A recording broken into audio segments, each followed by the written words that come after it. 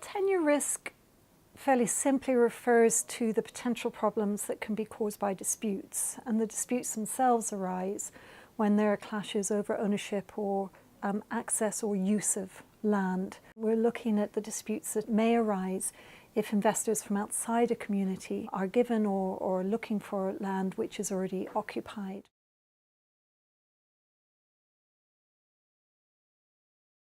Any company and investor looking at a significant investment in emerging markets must do due diligence around tenure risk issues. That means engaging with the local population to understand whether there are unclear or competing claims to the land that they want to use. And this is changing significantly from how it used to be.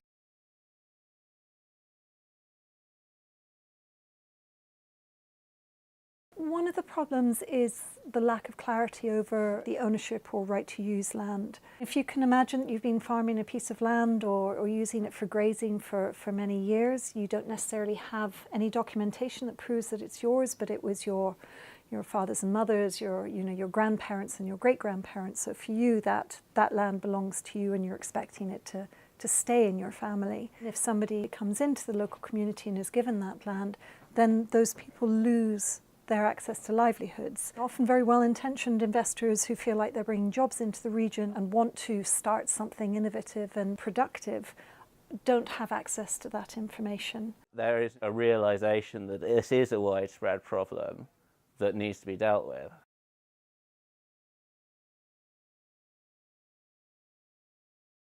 ODI has a mission of generating and using high-quality evidence to inform good quality policy decisions. Our land work focuses on land governance and responsible agricultural investment, and it's work that we've been developing very strongly over the last 7 to 8 years. QTR stands for Quantifying Tenure Risk. It's a project that's being led by ODI with the support of TMP Systems. We've looked at over 440 cases globally, spread across different sectors. We've talked to over 70 companies to understand, when these disputes start, how they affect businesses and how you can start to address these problems.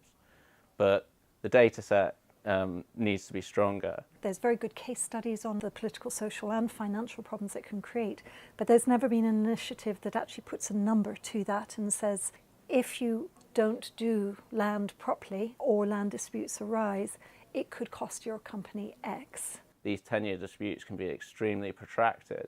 So once you become involved in this kind of dispute, it's very difficult to get out of it. We all know that from our day-to-day life when you get into an argument with someone. And that can create serious problems in terms of meeting the terms of your credit or meeting the expectations of your investor. And if it becomes clear that your project is going too far off course, it will be cancelled. In some of the cases we've been looking at, bulldozers have been kept idle for months at a time at a cost of up to kind of $10,000 a week. And that itself is a small cost. But when they stack up over time, the cumulative cost becomes very significant and changes the bottom line of the project altogether.